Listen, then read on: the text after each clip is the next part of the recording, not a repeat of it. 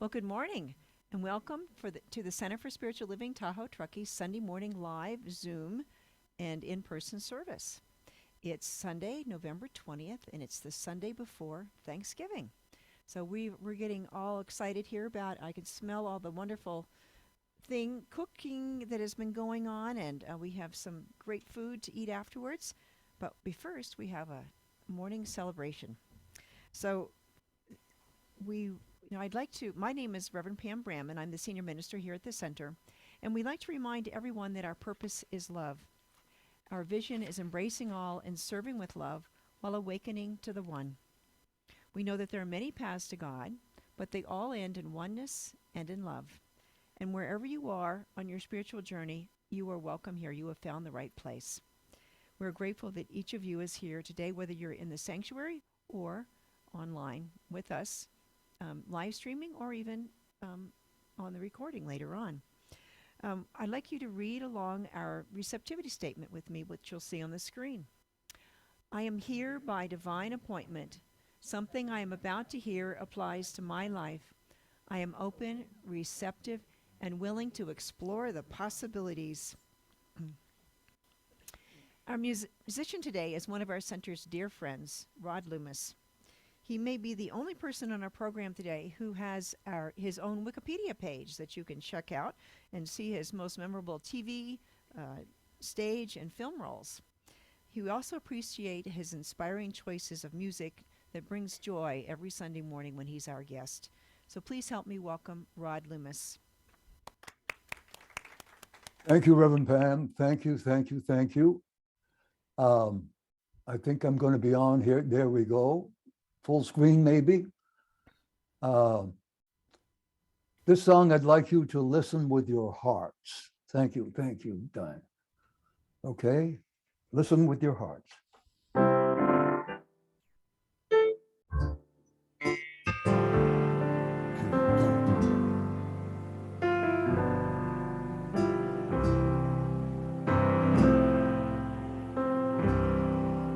Change our hearts, oh God, make them ever true. Change our hearts, oh God,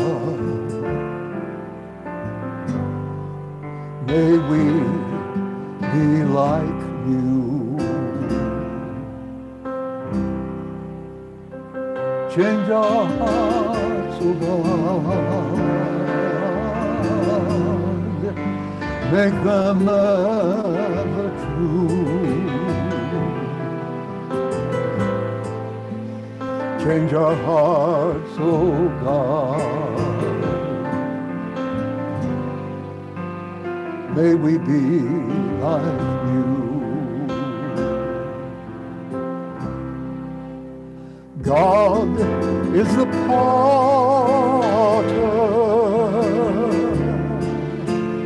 we are the clay.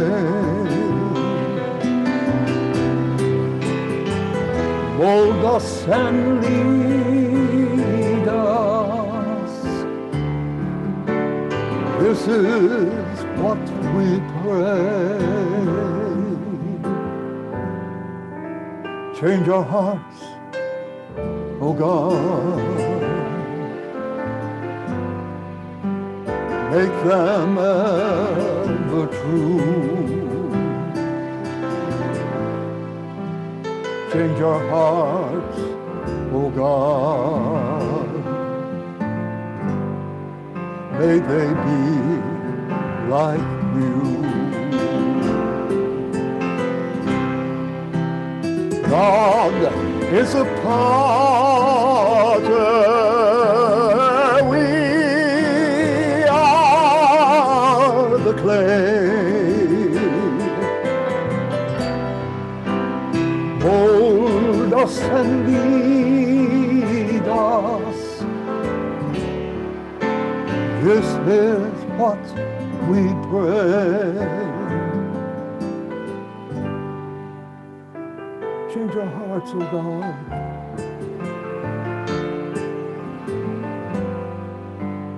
make them ever true. Change our hearts, oh God. May we be like you.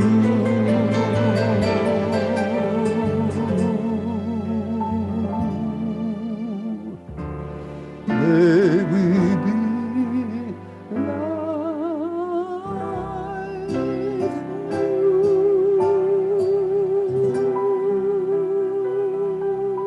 And so it is.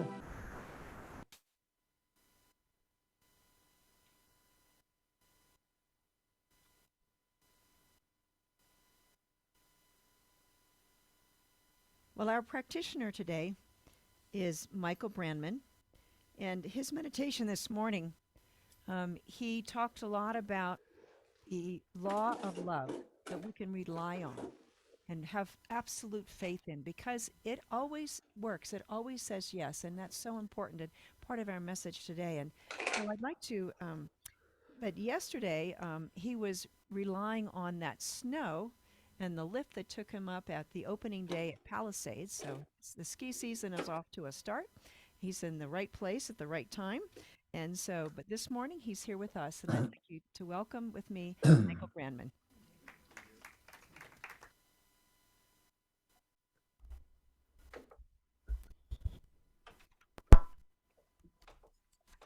Good morning, everybody.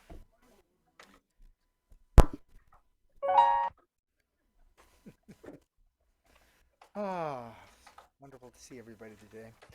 So today, Reverend Pam will be continuing her her talk on the theme of living everyday wonder, and today's talk is entitled H.O.M.E, all in caps. So she'll explain more about that later. But definitely the reading this morning for the meditation from Richer Living it really complements her talk today. And uh, Reverend Pam has been studying this book, the Four Pivots, which is quite a remarkable uh, text and message. And so again, she'll be sharing with that with you. And the reading today is from the Four Pivots, and the subtitle is Reimagining Justice, Reimagining Ourselves. And Brene Brown has a wonderful quote on top of the book. It says, "Reading this courageous book feels like the beginning of a social and personal awakening. I can't stop thinking about it." So, and I totally agree with her. So the reading selection is from the Four Pivots and from the introduction and some excerpts. Most of our work is focused on eliminating those things that cause us harm. Addressing racism, fighting sexism, and reducing violence are all important, but reductions in these things are not victories in and of themselves because eliminating things of harm is not the same as creating things that heal us. Just like the absence of disease doesn't constitute health, nor does the absence of violence constitute peace. Simply ending these problems does little to cultivate the world we really want. But that is how inequality works. Inequality erodes our ability to imagine any other way, and its conditions to us only focus on surface solutions to deep problems. Uh, Very perceptive, so much of this we see in the world today. It predefines our dreams and dictates what we can imagine. That's why so many of us have a hard time describing what freedom feels, looks, smells, and sounds like. Sometimes we find it difficult to visualize a world we want to create. I'm losing all my papers here. We spend all our time resisting white supremacy, fighting racism, confronting patriarchy, deconstructing capitalism, challenging oppressive systems, and very little time creating belonging, cultivating healing, inventing new systems, designing our future. Somewhere along the way, we have bought into the myth that working harder for justice, removing barriers to inequality, and deeply analyzing policies are enough to transform our society. These are myths, because working harder, removing barriers, and analyzing policies simply don't get at the deeper, more fundamental issues that plague our movements for justice, truth, vision, wholeness, human relationships, and hope are the real lifeline of movement building. This means working on self-transformation, healing, hopefulness, and cultivating a vision of possibility. Yet these spaces do not exist in our work as we know it. As a result, this absence has been the Achilles heel of our efforts to engage in social change in a deeper way.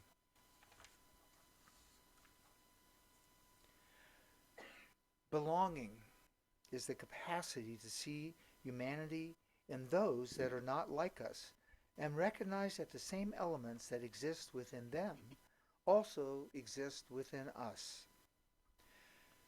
Reinventing revolution and bringing love into social change is what Grace Lee Boggs called it. Cultivating a beloved community is what Dr. King called it.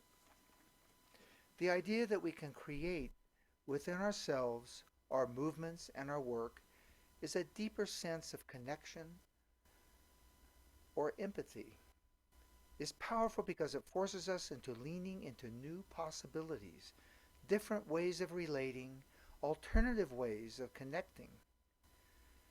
No human is intrinsically better or worse than the next. We are all flawed and trying desperately to hide it. The truth is that the quality of our journey is not figuring out how to be perfect, but rather reflecting on who we are becoming in the process. The process of healing is often counter to our common sense. Being more loving when we are hated, more generous in times of scarcity, more inclusive when we want to close ranks.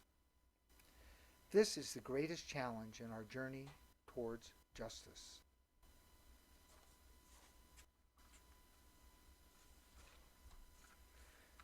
So we'll take these words of truth, wholeness, love, peace into our thinking, knowing that we are all one with God.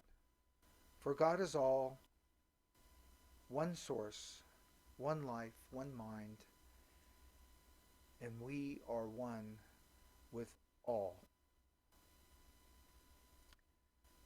I know that this word is truth, and this truth is seen in the belonging that we have in this spiritual community in Tahoe-Truckee, and with our wonderful support people that give us every day, every week, and support us in the divine message that comes to Reverend Pam and the work that she does to bring it to us. And I know all of this to be true. I know that we will be blessed in partaking in our Thanksgiving celebration today and in the ones with our families coming this Thursday. And I release my word into the law of love, knowing that it is already done. And we say together, and so it is. And so, I now bring back Rod Loomis for his next vocal.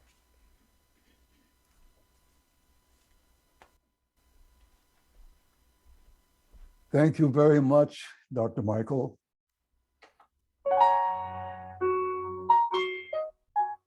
I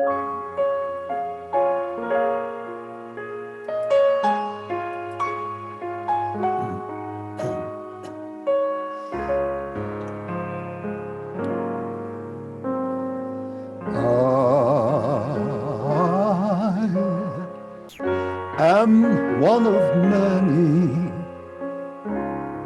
with just one life to live. The gifts I have, great and small, I give them all. I give.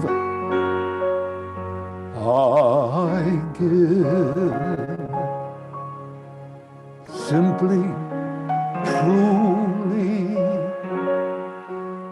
from my soul, I give. Here I am,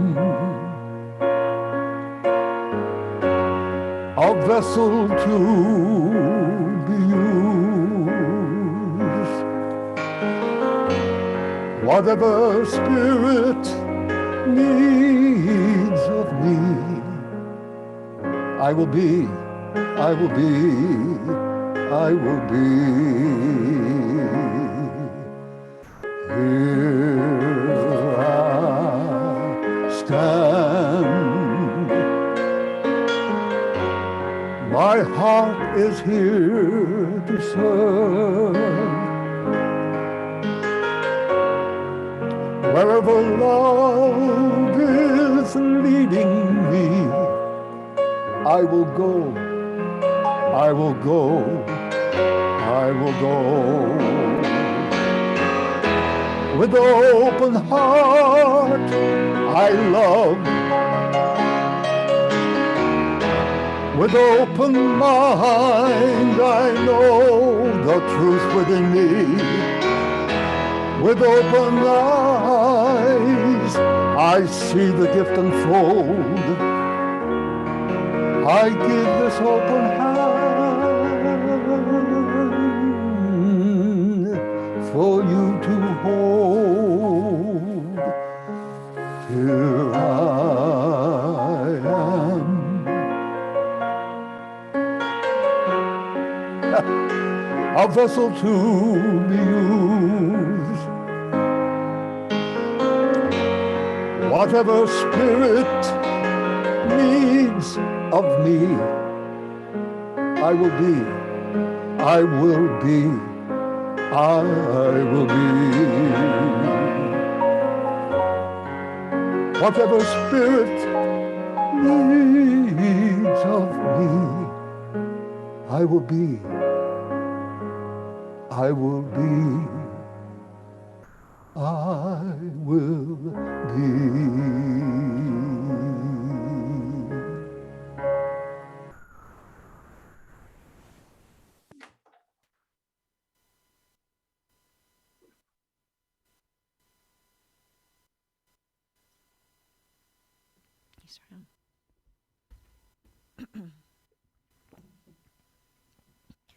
Whatever spirit needs of me, I will be. You know, that says it all in a lot of ways. You know, it's what love is all about. And this month we've been talking about the hero's journey, right? We begin and end our hero's journey at home. And as we discussed last week, ideally that home is a place where we feel safe and free to be ourselves, a place where we can develop those roots and the wings that allow us to fly as we go out into the world. Now, many of us don't find that ideal home, but we have that option to create a home within ourselves, centered in spirit, that provides that unconditional love and acceptance for ourselves and for others, for each person that we meet. Now, today we begin with the hero or the heroine venturing out from the home on their journey, H.O.M.E. Right? So, home is where the heart is. For Thanksgiving, we typically gather at home with our family and friends. We expect shared love and lots of great food and laughter, and we hope the day ends happily with full stomachs and renewal of familiar bonds and perhaps some football or the Macy's parade and some mostly some joyful memories, right? That's what keeps us coming back. But we may also feel some other emotions, right? Visiting home may remind us of loved ones that have made their transition or left the family circle for whatever reason. Right? For some people, that mere thought of returning home, it just triggers all of those negative emotions like sadness, anger, fear, anxiety. You know, we may fear the prospect of other family members acting out and creating an uncomfortable or even toxic day. I've had that happen. Right? And perhaps we feel a combination of all of these wonderful, positive, and negative emotions all at the same time. Isn't that what family's all about sometimes, right? But it's because home is where the heart is. That is also the place where our hearts are most easily broken and bruised. Right? Now, many times our homes are places on the hero's journey where we encounter the trials and tribulations, right? When those negative emotions come up. And remember that the purpose of the trials and tribulations on the hero's journey is to develop resilience and the ability to move through challenges so that we can give the best of ourselves, right? And imagine the power and freedom of shifting our perception to considering our home as a place where healing opportunities manifest everywhere, right? And as we heal, we emerge stronger and transformed, right? That's part of our life journey, is this spiritual transformation. And so it's also easy to get stuck in victimhood, right? If we allow ourselves to be defined by these challenges as a victim, we may find ourselves just stuck in this painful and recurring situation. It's kind of like Groundhog Day, right? The movie. And some people just stay stuck for their whole lives. Right? It's not necessary that our challenges and traumas endlessly define us. Instead, we can choose to face the dragons on our hero's journey. And when we do, Spirit responds by leading us out of the darkness and providing us with all of the ideas, the resources, the people, and the places that we need to transform this situation in ourselves. Now, I don't want to minimize the difficulty of moving from victimhood to wholeness, or the pain and suffering that we may encounter on the hero's journey. It's painful sometimes, right? And particularly when we run into brick walls or some place that it just seems like we can't see in the darkness. Our eyes are obscured. Carl Jung said, though, it's not what happened to me, it's what I choose to become. It's what I choose to become. Now, in life, no one escapes life's challenges. While the circumstances that lead to our wounds may be unique, the experience of pain is universal. The hardship or the wound can be anything, including actual physical injury or illness, an emotional abuse, or loss of one's earthly possessions, right? Or a cherished person in our life. But how we learn and choose to handle those challenges defines who we are and defines the trajectory of our lives into the future. It is through our personal wounds that we gain access to the inner strength that empowers, heals, and ultimately blesses us. Right? Carl Jung coined the term wounded healer to describe the archetype of those who transcend hardship and suffering and use their wisdom and understanding to help facilitate the healing of others. The hero emerges on the hero's journey when the individual uses his or her inherent power to overcome that great challenge and then uses that understanding to serve a cause greater than themselves. Right? You go through this transformation and then you're prepared to serve at a higher level. And it's one way of doing this is as a wounded healer. There's plenty of examples. There's a social worker whose brother died of a drug overdose, or maybe an AA sponsor. It could be an asthmatic child who grew up to become a nurse, to give thanks for all the nurses that helped them through through their panic attacks. Or maybe it's a domestic violence survivor who raises money for a shelter or runs a support group for people coming to the shelter. All of these people have transformed their pain and suffering into becoming an agent of compassion and healing. I know all of us have things in our lives that we've overcome, some of them very difficult. Couldn't see, the way forward into the next 5 minutes, much less the next year. But it's all made us stronger and healthier. Steven Spielberg, his new movie is called The Fabelmans. And the movie is based on Spielberg's childhood and all of the events that prepared him to be the great filmmaker that he is today. He lived through his parents' divorce and being bullied as a Jewish kid, for example. When he was 6 years old, Spielberg went and saw his first movie ever. It was The Greatest Show on Earth, the 1952 version, with Jimmy Stewart and Charlton Heston. And watching that train crash was extremely traumatic for him at age 6. You don't quite know what's real and what's not at that age. And so it was really bothering him. And so when he was a teenager, he was still remembering this crash. And so when he filmed his first film, what was it? It was a train crash.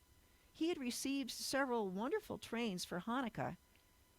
And in that train, in that film, they crashed. It was beautiful, right? And that helped, and watching it over and over helped him get over that trauma. I think that's why we like horror movies so much, right? It helps us get over that fear. Some of us do and don't, but it lets us see that we can control it. We survive that, so I can survive whatever is going on in my demons in my life. Another thing that happens in our life is we have, most of us have what we call adverse childhood experiences, or ACE for short.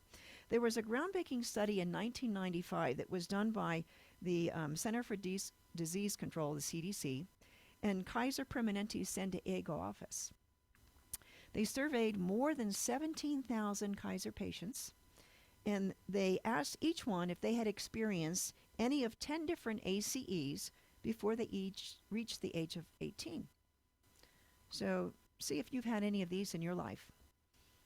Experienced emotional abuse, experienced physical abuse, experienced sexual abuse, experienced emotional neglect, experienced physical neglect, witness your mother being treated violently, lose a parent through separation, divorce, or death, live with someone who abused alcohol or drugs, live with someone who was mentally ill, have a family member who is in prison.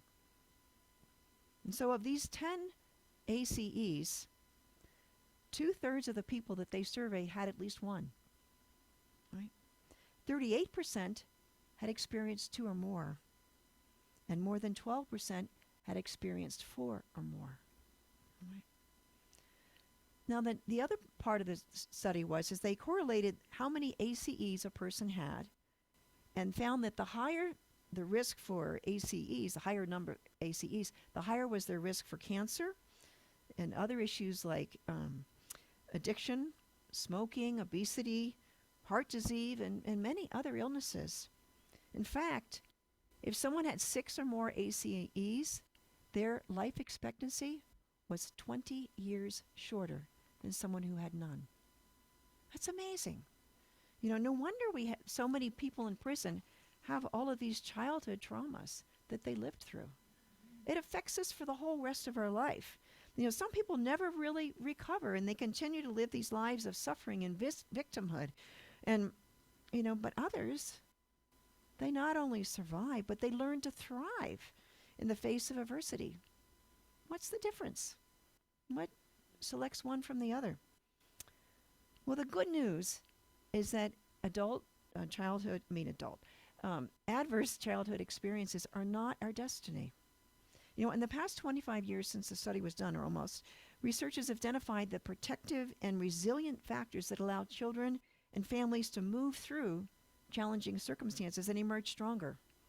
And individuals can use the ACEs, if they know if they've experienced it, to understand their health risk and take action. It can empower themselves to do the search and make changes for themselves and for their children, right? They can make sure that they don't pass it on to the next generation. This is really important. in the 2015 book, The Body Keeps Score, Brain, Mind, and Body in the Healing of Trauma, Dr. Bessel van der Kolk showed how trauma actually reshapes both our bodies and our brains. And we pass that embedded trauma down from one generation to the next. It's not just the environment and the nurturing, but it also changes our DNA. It changes the cells that we pass on to our offspring. And so this is one reason that it's so difficult to change these entrenched systems that we have, searching for racial justice, and why it's not just something that you can deal with on the outside. You have to deal with it on the inside to have permanent change, right?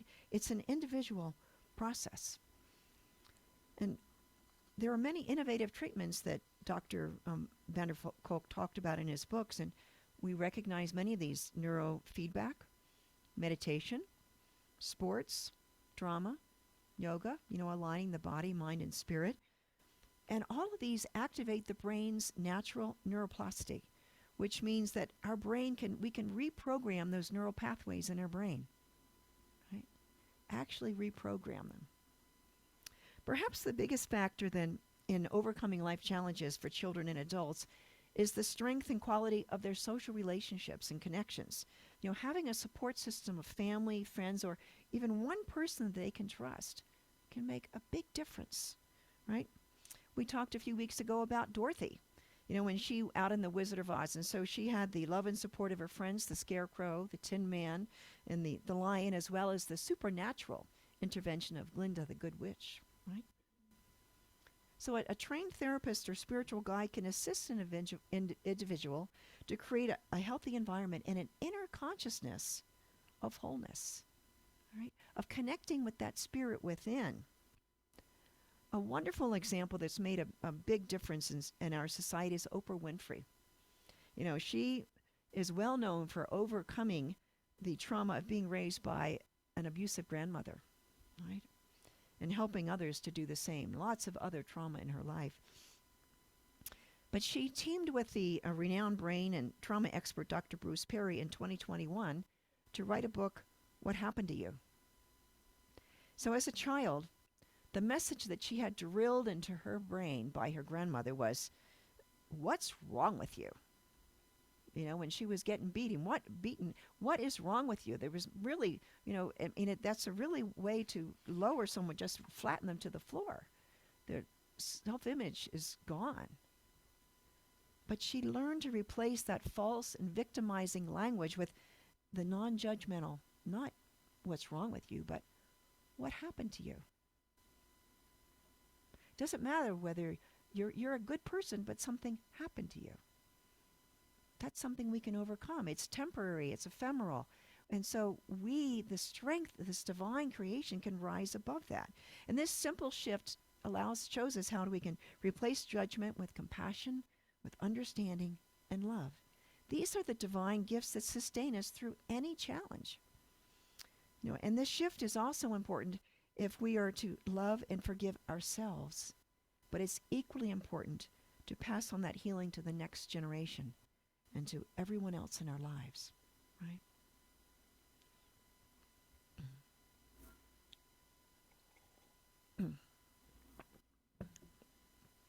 Another healing factor for those who overcome great obstacles is the faith that we live in a friendly universe, that faith in our capacity with divine guidance to prevail over circumstances, and faith in any and all circumstances can be there for the purpose of a greater good.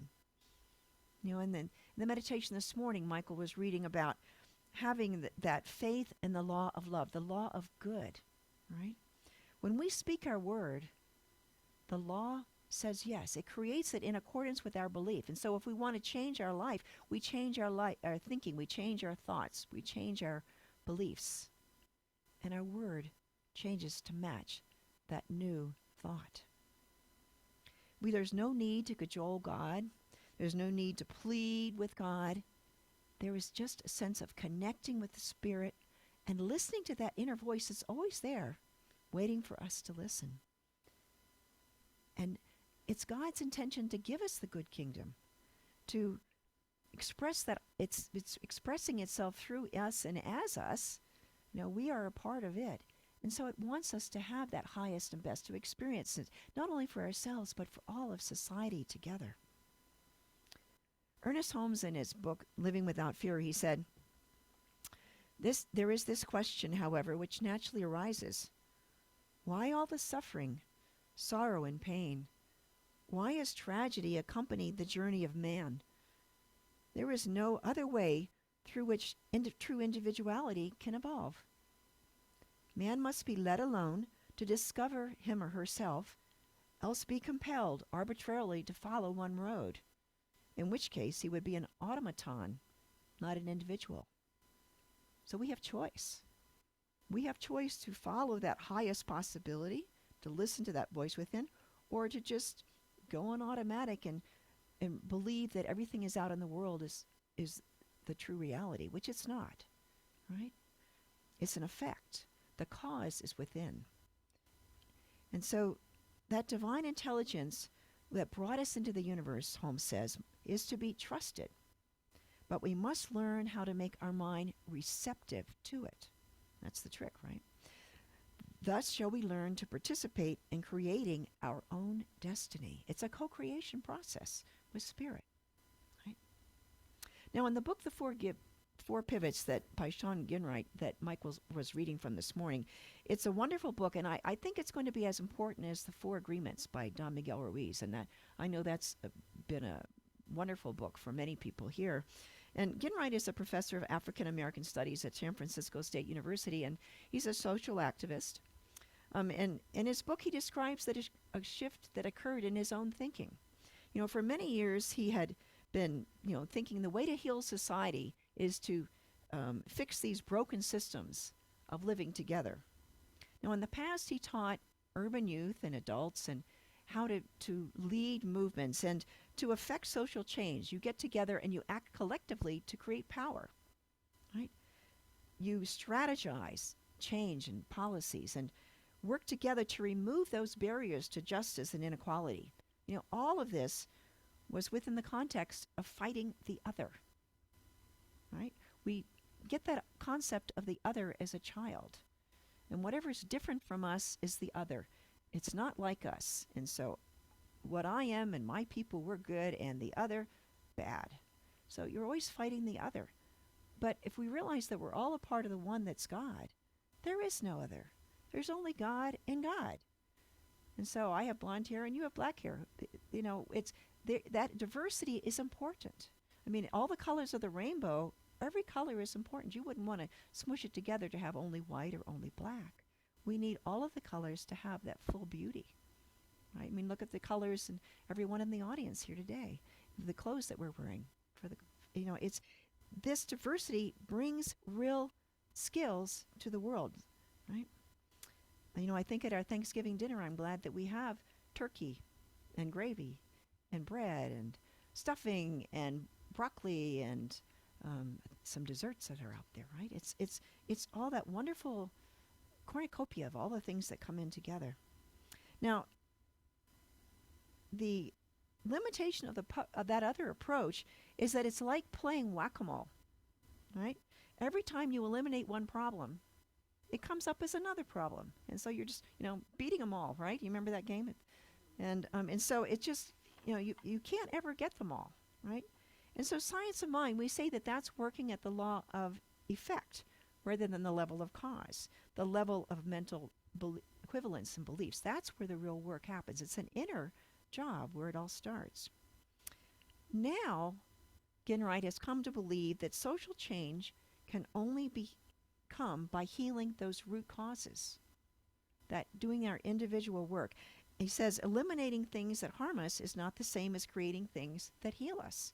Just like the absence of disease doesn't constitute health, nor does the absence of violence constitute peace. Simply ending these problems does little to cultivate the world we really want, right? So we're going to make peace instead of making war. True change will come by doing our own inner work and embracing a healing-centered way of life, a heart-centered way of life, really, a sense of belonging and for ourselves and for our community. Dr. Martin Luther King called it the beloved community. Ginwright says the idea that we can create a deeper sense of connection or empathy is powerful because it forces us to leaning into new possibilities, different ways of relating, alternative ways of connecting. Right? It's not about forcing something out of our lives. It's about connecting and finding that we have common ground, that we actually have common goals. We are all part of humanity. Right? In Science of Mind, we teach the principles of oneness and unity, that there is no separation, no other, because we are all individualized expressions of the one life that is God. Right? So he's coming to the very things that we teach in Science of Mind. So we have a lot to offer. Now, one of the debates right now going on in the Centers for Spiritual Living is how much should we engage in social activism to heal these societal ills? You know, there's some ministers that think we should be out there on the front line. You know, when there's a Black Lives Matter protest, we should be in the middle of it, right? And be there on the front line. You know, and then there's others that say, well, we should just pray for peace and world healing, and this is the way to end gun violence, right? I mean, how do we do it? You know, this is the way what do you do for climate change? You know, is it about prayer? Is it about being out there? Or is it about the way that we're working together, right? Ginwright says, trust, vision, wholeness, human relationships, and hope are the real lifeline of movement building. This means working on self-transformation, healing, hopefulness, and cultivating a vision of possibility. And so these are the very things that we focus on in Science of Mind, seeing ourselves and every individual as a unique and perfect expression of the one life that is God. We work together to transform our own lives and our inner beliefs so that our bodies, our relationships, and our life experiences manifest that spiritual truth of who we are, our divine wholeness and greater possibilities. And we call that forth from every person that we meet, right? And we do this with spiritual practices by staying in tune and receptive to that inner voice of spirit that's always there, the infinite invisible, right? In the long run, we don't really know whether any particular experience is good or bad. We have to trust that it's one of those challenges that will make us stronger and wiser. There's a Taoist tale about a farmer in China, and his horse ran away, right? So the farmer's neighbor came over to commiserate, and he said, "Oh, no, I'm so sorry about your horse and your loss." The farmer said, "We'll see." The neighbor was confused by this response because, clearly losing the horse was a terrible event. The horse was the farmer's most cherished possession. Without that horse, he couldn't plow his field. It was really important to him. Well, incredibly, the next day, the horse came back and brought along 12 feral horses.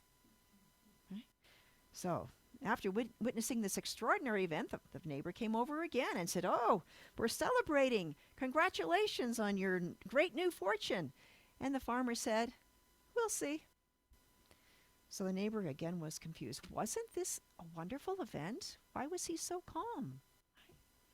Well, the next day, the farmer's son was trying to tame those wild horses. And so while he was riding one of the wild horses, it threw him from the horse and it broke his leg. The neighbor came over again, lamenting, "Oh my, I'm so sorry about your son. What a terrible turn of events." And the farmer said, "We'll see." The farmer didn't understand this strange farmer. He could see how awful the situation was, and yet he was calm.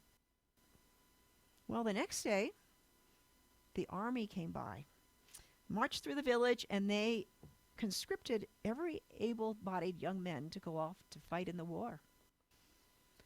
The farmer's son was spared because his leg was broken. And again, the neighbor congratulated the farmer on that his son would remain at home, and what good fortune. And the farmer said, "We'll see." This story can go on, but do you see the point? In our dualistic perspective, labeling something as good or bad is a false dichotomy, really. All things can work for our good if we so choose.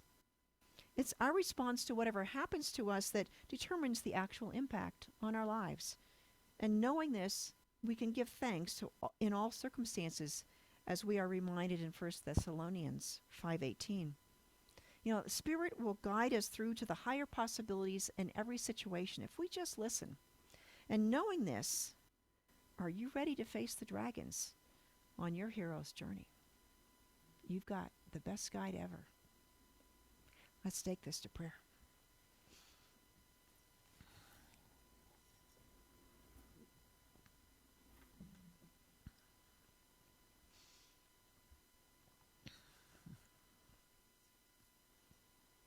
So as we go within, we know that we are in the presence of God, of the infinite invisible that is expressing itself in and through and as each and every person, as us, as our loved ones and those we don't love so much. And of this day and every event that is that has occurred in the past and is occurring in the present and the future. It is all God and it is all good. The universe is conspiring for our good. And so we let go of our fear. And we live in complete trust that Spirit has our back and our front. Our very being is Spirit in form. And so we let go and let God be the truth of who we are. And as we do, we let go of the small self and become the greater self that is empowered to be the gift to the world that the divine intends us to be.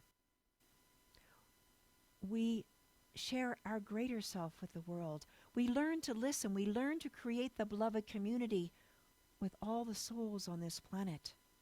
We learn to relate in new ways that are not about the other, but are about belonging together in one humanity, lifting each other up, coming to understand each other first, and then to be understood, to create a world that works for everyone, that's based on love and peace and understanding, sharing mutual joy and wholeness, appreciation,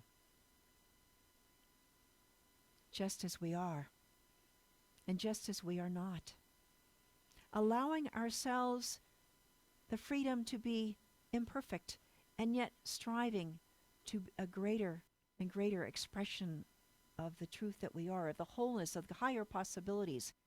And we give that freedom to each other to be on our journey, to try and fail and to try and succeed together.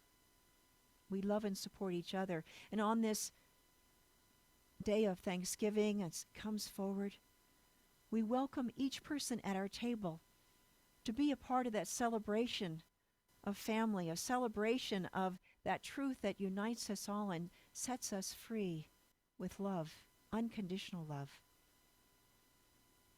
creating a safe and sacred place in our family home and in this spiritual center, in our communities, and indeed throughout the world. Where there is war and violence, we let go of the need for it to continue, and we see that peace that is springing up forward, that is the truth within each being, that it allows them to shift and listen to that inner guide and to see other possibilities, to see new ways forward, to see ways of lifting each other up into higher and higher existence. I'm grateful for the love that blesses our families and all the trauma that each person has gone through, and that we call forth that wholeness and support them to move forward in a new life, to move away from victimhood, to be their greatest yet to be. I know that these divine blessings are everywhere present. I am so grateful to see them, to know them, to experience, and to share them with the world. Life is good. Love is all there is. And so we release these words, knowing that it is already done and even greater. And together we say, and so it And is. so it is. So I'd like to welcome Rod Loomis back for one more wonderful song.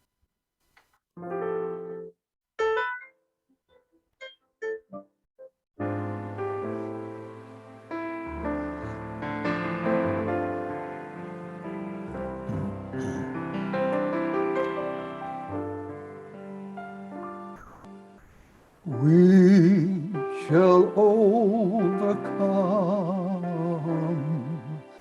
We shall overcome. We shall overcome this day.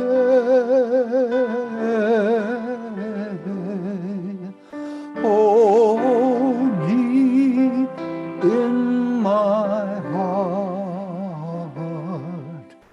I do believe we shall overcome this day.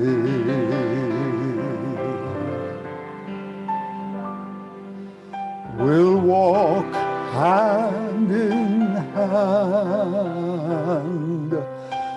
We'll walk hand in hand. We'll walk hand in hand this day. Oh, deep in my heart, I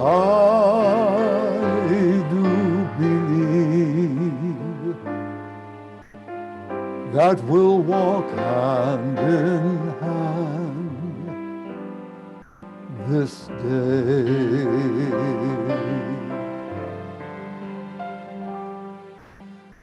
Shall we gather at the river, a beautiful, beautiful river?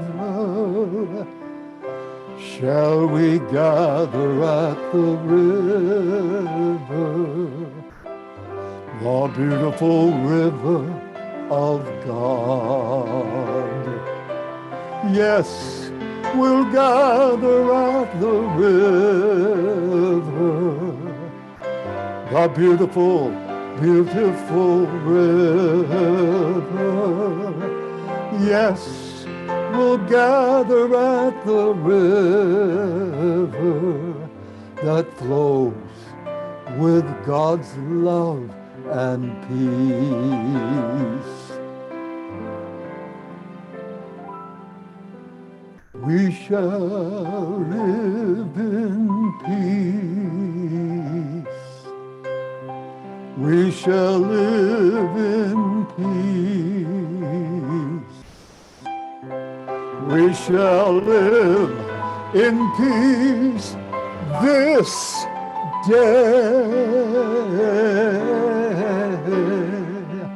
Oh, deep, deep in my heart, I do believe we shall live in peace this day. Yes, we shall live in peace this day.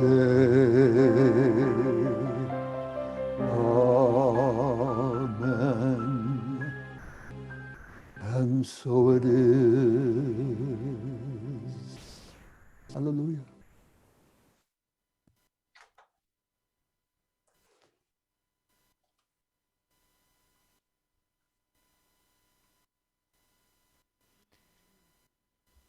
Rod.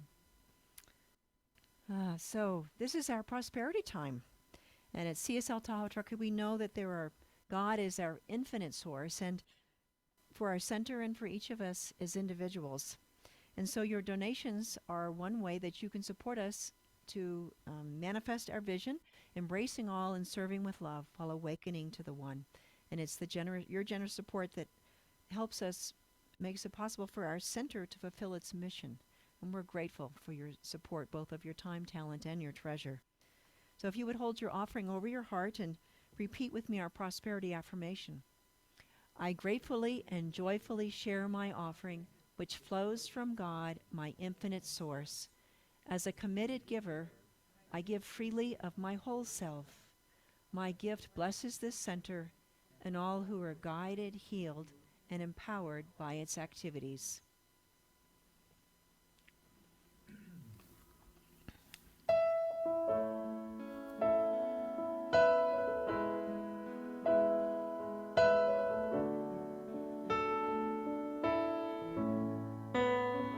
I am so blessed. I am so blessed. I am so grateful for all that I am. I am so blessed. I am so blessed. I am so grateful. I am so blessed. I am so blessed. I am so blessed. I am so grateful for all that I have. I am so blessed. I am so blessed. I am so grateful. I am so blessed. And so we are blessed by these gifts and tithes that have been given so generously, for they come from the one Spirit through each one of us, blessing each of us on its way. We know that it is all God and it is all good, and we bless it to their use in this world to bless more lives in that circle of love. Thank you, Father, Mother, God. And so it is. All right. So we welcome our friends that are visiting us. We have some friends here we haven't seen in a while. And so I think this is our CEOs are with us today. And yeah. And online we have are here, and we'll get to say hello some more during hospitality and that wonderful potluck lunch that we have waiting for us. And I want to have some thank yous today, though. For Zoom hosting, we have Michael Misets it's not Michael, I'll put the names together. Diana Misets put it together. And she had she was really patient and knew that she could fix the computer this morning, and she mastered it. So thank you very much, Diana, for your patience and skill. Yeah. I want to thank Michael Brandman for being our practitioner of the day. Our musician today was Rod Loomis. Excellent. And for hospitality, lots of people brought things for the potluck, but Nancy was here early getting the table set up for us and making sure everything was ready and laid out. And so thank you very much, Nancy. Who? And Penny came too? Yes. Oh, yesterday. Some of this was yesterday. All right. You see what goes on behind the scenes around here. All right. So now for our announcements. We're going to, I think we're all hungry, so we're going to go through quickly. But if you have any more questions, you can go on on our website afterwards and in the newsletter and see some of the details. Well, next week, Michael and I are going to be down in Southern California visiting family. So Angelica Schaefer is going to be here. She'll be both the guest speaker and the musician, so it should be a wonderful morning. And her talk is called A Case of Mistaken Identity. And I know that she says she needs an hour and a half before the service to set up. So she's going to be bringing all of her wonderful instruments and sharing them in person with us. So this is going to be a real treat. And the practitioner of the day will be Brenda Heldorn. Thank you. We have all of the other holiday events. You can check them out on our website. And also the video recordings of today and all of our Sunday mornings are on the website and on the YouTube channel. You could find the links in the newsletter as well. On tomorrow night, the The monthly women's circle is on the 21st, which is tomorrow night, and at 6:30 over at the Wellness Center. So you can contact Jackie to confirm that you'll be coming, and that this is a monthly event that's going on.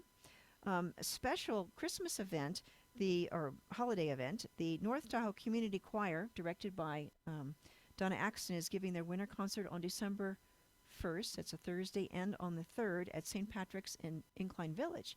If you're interested in going, we have discount tickets that you can buy here at the center for $15. They're $20 at the door, so make sure you get those tickets from us today. You have today and next Sunday. On December 4th, let's see, I don't know if we're going to decorate the tree that Sunday or the next Sunday. Check with us when that's going to be. That'll be in the newsletter. But on that same day, the North Tahoe Hebrew Congregation, their building is off of National Avenue, and they are celebrating the 20th anniversary of their building. It's from 11 to 2, so with a potluck and a few tributes. So when our meeting is over, you can decorate the tree if we're doing that, and then head over and participate in their potluck. So that's they came to our drum circle last summer. So this is wonderful to have the two communities sharing. Tuesday night, December 6th at 6 p.m., we're going to be doing visioning. It's both hybrid and in-person.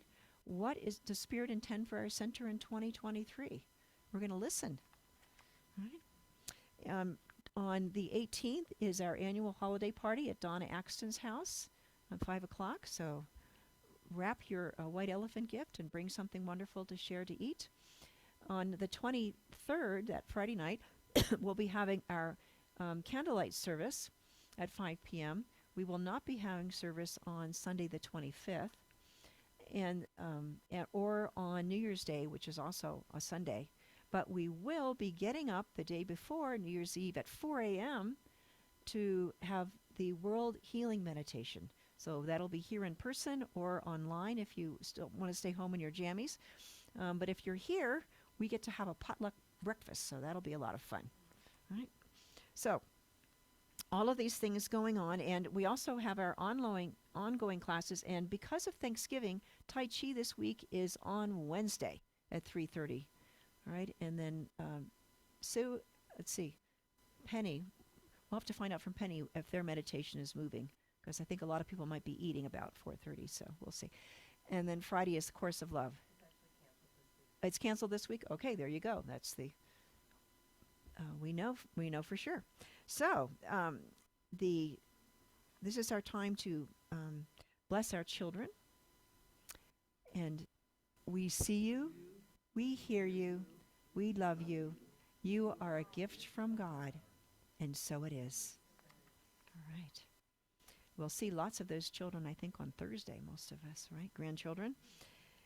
I know I'm going to get to see two of ours. That'd be great.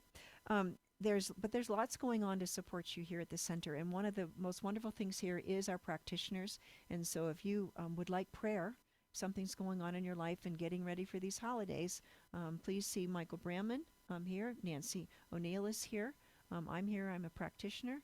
And Brenda, thank you, Brenda, will be here. So you have lots of support. And I think, is Carol online today? Yeah, so Carol's online. So we can set you up in a breakout room if you'd like to have prayer with her. So prayer works, so please avail yourself of this. And you could also put a prayer request in the box or put one in online. So we're going to stay in our seats and sing our closing song, or stand rather, and followed by our affirmation.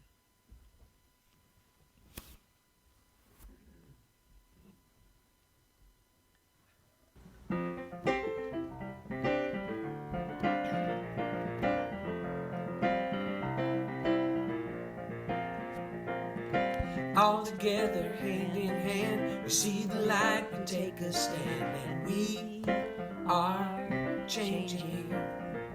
A whole new life for you and me. Take your past and set it free. Share this blessing. Love be with you. Peace enfold you. Spirit lift you. Breathe it in. Truth come through you. may good flow to you. Let joy renew you till we meet again. All together, hand in hand, we see the light, we take a stand, and we are changing. A whole new life for you and me. Take your past and set it free. Share this blessing. Love be with you. Peace enfold you. Spirit lift you. Breathing in. Truth come through you. May good flow to you. Let joy renew you till we meet again. Love be with you. Ooh, love be with you. Ooh, love be with you. Ooh, love be with you. Ooh, love be with you.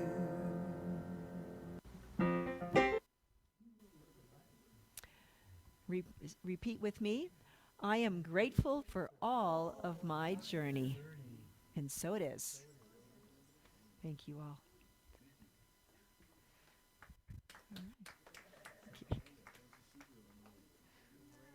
Yes, and thank you, everyone. Thanks, Rod. Yes, Enjoyed the thank you. music. Thank Yeah, you. thank you, Rod. That's Thank great. you. Love those songs. Yes, thank you very much. Oh. And Yes. Jim Eaglesmith, there he is. Hi, Rod. Hi. Thank you. Uh-huh. And Reverend Pam, thank you for your message. And Diane, thank you for all the help getting us on and together. Yes, thank you, Diane. Right. Yeah. Ah, I see you. How are you, Carol? Doing pretty good. I have this darn cold that seems to want to stay with my body, but Ah, otherwise I'm good. Yeah, getting ready for Thanksgiving. How about you guys? yeah, we're good too. Yeah.